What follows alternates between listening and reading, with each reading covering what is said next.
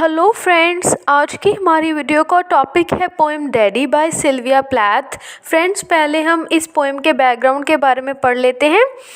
Friends, ये जो poem है वो सिल्विया प्लैथ द्वारा लिखी गई है, जो कि एक अमेरिकन कन्फेशनल पोएट थी। ये पोएम जो है फ्रेंड्स 12 अक्टूबर 1962 में सिल्विया प्लैथ की डेथ के 4 महीने पहले पब्लिश हुई थी और टेड ह्यूग्स जो इनके हस्बैंड थे उनसे सेपरेट होने के बाद 1 महीने के बाद लिखी थी।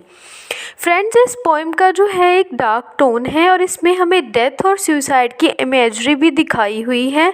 सिल्विया प्लैथ जो है फ्रेंड्स, उसने इस पोएम में अपने फादर ओटो प्लैथ की डेथ के ऊपर दिखाया गया है और उनकी डेथ जो है जब सिल्विया प्लैथ 8 साल की थी तब हो चुकी थी।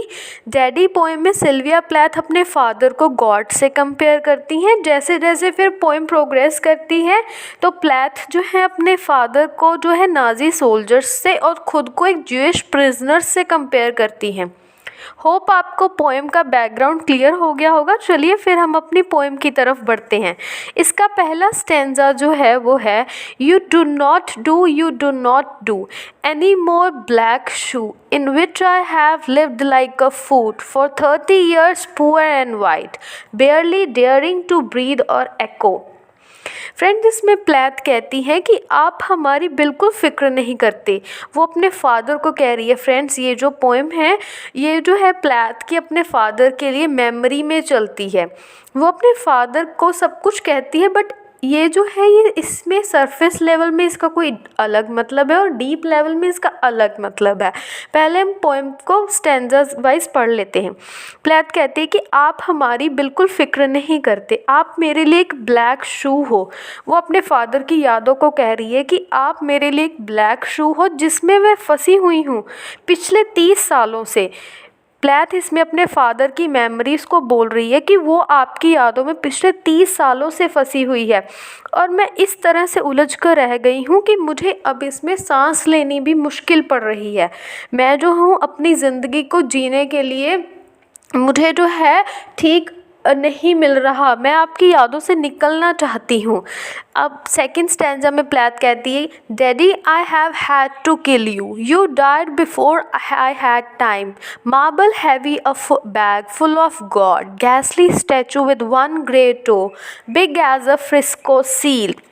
उसमें फिर प्लैथ कहती है कि मुझे आपको मारना होगा, जिसका मतलब है कि प्लैथ अपने फादर की यादों को मारना चाहती है, क्योंकि वो कहती है कि आप समय से पहले ही मुझे छोड़कर चले गए हो।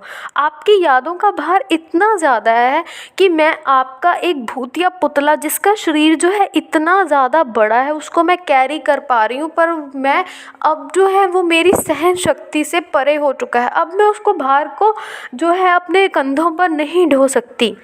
अगला स्टैंजा है and a head in the freakish Atlantic where it pours bean green over blue in the waters of blue Nauset I used to pray to recover you ach du. Plath कहती है कि आपकी मेमोरीज बहुत भारी हैं, मैं आपकी मेमोरीज से निकलना चाहती हूँ। सिल्विया प्लैथ कहती है कि आपकी मेमोरीज जो है अटलांटिक से लेकर नॉसेट तक हैं, जिसका मतलब है कि मैसेच्यूसेट तक हैं। फ्रेंड्स, अटलांटिक जो है एक जगह का नाम है और नॉसेट जिसका मतलब होता है मैसेच्यूसेट, वो भी एक प्लेस का नाम है। कि अटलांटिक से लेकर आपकी यादें मैसेच्यूसेट तक है, मतलब बहुत ज़्यादा बड़ी हैं, आकार में बहुत ज़्यादा बड़ी हैं।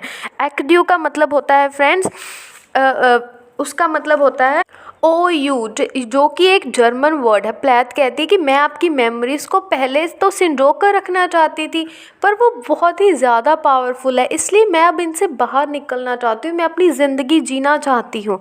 अब हम अगले स्टैंजे में देखते हैं कि in the German tongue, in the Polish town, scraped flat by the roller of wars, but the name of the town is common, my Polak friend। इस स्टैंजा में प्लैथ कहती है कि पता नहीं आपका ओरिजिन कहाँ हुआ है।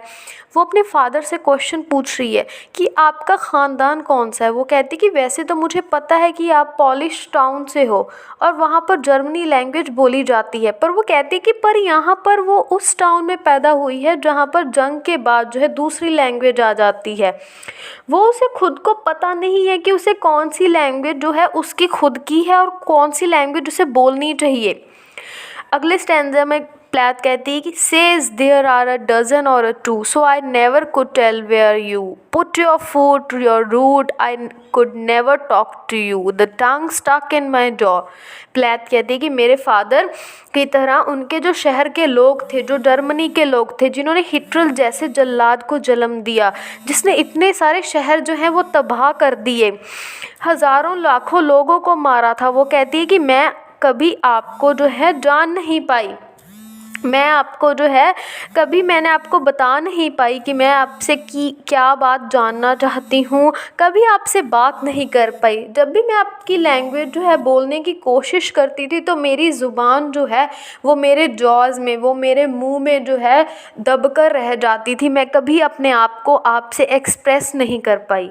फिर अगले स्टैंजा में प्लैथ कहती है कि and it stuck in a barbed wire snare. Ick. I could hardly speak. I thought every German was you and the language obscene. इसमें एक जो है दोबारा जर्मनी का वर्ड है जिसका होता है मतलब होता है आई। इसमें प्लैथ कहती है कि अपनी पुरानी बातों को कंटिन्यू करते हुए ही कहती कि मेरी ज़ुबान मेरे मुंह में ऐसे स्टक कर गई थी, ऐसा लगता था, ऐसे जकड़ी हुई थी कि जैसे कि कोई कांटों वाली तार हो। एक होता है कि मैं बहुत मुश्किल से जर्मन टंग बोल पाती थी, ना वो लैंग्वेज कभी बोलनी आई मुझे, ना ही मैं उसे कभी बोलना अच्छी तरीके से सीख पाई। प्लैथ कहती कि वो सोचती थी कि हर जर्मन आप हो, हर जर्मन जो इतना क्रूअल होता है वो आप हो, क्योंकि आप मुझे इतने जल्दी इतने पहले छोड़कर चले गए, और आपकी ये जर्मनी लैंग्वेज वो मुझे बहुत ज़्यादा ही अजीब लगती थी। नेक्स्ट स्टैंजा में वो कहती है an Indian chuffing me off like a Jew to Dachau, Auschwitz, Belsen, I began to talk like a Jew. I think I may well be a Jew. आगे पोइटेस कहती है कि जर्मनी के लोग मुझे उस इंजन की याद दिलाते थे जिसमें ज्यूज़ को डालकर कॉन्सेंट्रेशन कैंप्स में ले जाया जाता था। इन कॉन्सेंट्रेशन कैंप्स में जो है हिटलर जो है ज्यूज़ को या तो मार डालता था या उनसे ज़बरदस्ती मजदूरी करवाता था, उनको ना खाने के लिए कुछ मिलता था। प्लैथ कहती है कि आपकी मेमोरीज़ मुझे उन ज्यूज़ की याद दिलाती हैं जिनको ट्रेन में भर भर कर ले जाया जाता था और उनकी बद से बदतर हालत की जाती थी काम करवा के। वो कहती है कि काश मैं भी एक ज्यू होती। सिल्विया प्लैथ इसमें खुद को जो है सिंपैथेटिक फिगर शो कर रही है। वो कहती है कि काश मेरी रगों में भी एक ज्यू का ही खून हो। नेक्स्ट स्टैंजा में वो कहती है the snows of the Tyrol the clear beer of Vienna are not very pure or true with my gypsy ancestors and my weird luck and my taroc pack I may be a bit of a. Plath कहती है कि Germany के लोग तो ऐसे हैं कि जो टायरल की स्नो है और वियना की बियर है जिसे पूरी दुनिया प्योर कहती है, वो जो है जर्मनी के लोग जो हैं उस चीज़ को भी बुरा मानते हैं। प्लैथ कहती है कि जर्मनी के लोगों को क्रिटिसाइज़ करते हैं और कहते हैं कि जो चीज़ पूरी दुनिया बेहतर मानती है जर्मनी के लोग उसे भी बुरा बोलते हैं। वो कहते हैं कि हो सकता है कि मुझ में भी जिप्सी ब्लड हो, मेरे एंसेस्टर्स जो हैं वो ज्यूइश हो, मेरे जो पूर्वज हैं मेरे दादा परदादा वो ज्यूइश हो। स्पीकर अपनी किस्मत को बेकार समझती, वो कहती कि मुझ में भी जिप्सी और ज्यूइश ब्लड हो सकता है। हमारा अगला स्टैंजा है I have always been scared of you with your Luftwaffe your gobbledygoo and your neat moustache and your Aryan eye bright blue panzer man O you.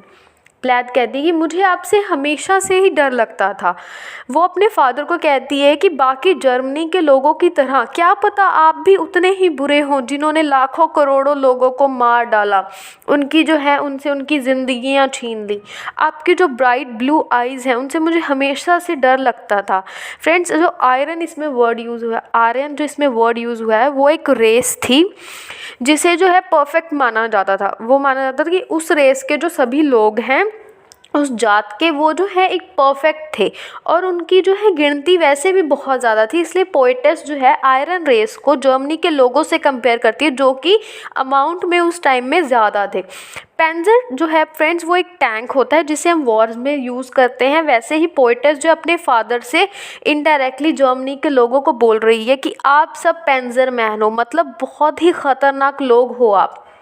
Friends, इससे हमारी इस डैडी पोएम के जो है 9 स्टैंजास कवर हो चुके हैं। बाकी के जो रिमेनिंग स्टैंजास हैं वो हम अपनी अगली वीडियो में करेंगे, क्योंकि नहीं तो ये वीडियो बहुत ही ज़्यादा लंबी हो जाएगी और आपको जो है पूरी पोएम समझने में थोड़ी तकलीफ़ होगी।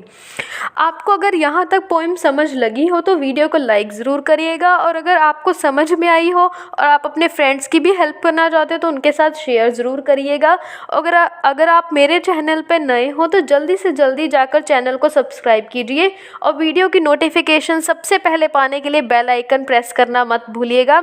मिलते हैं फ्रेंड्स इसके दूसरे पार्ट के साथ जल्द ही। Till then stay safe, study hard and stay curious.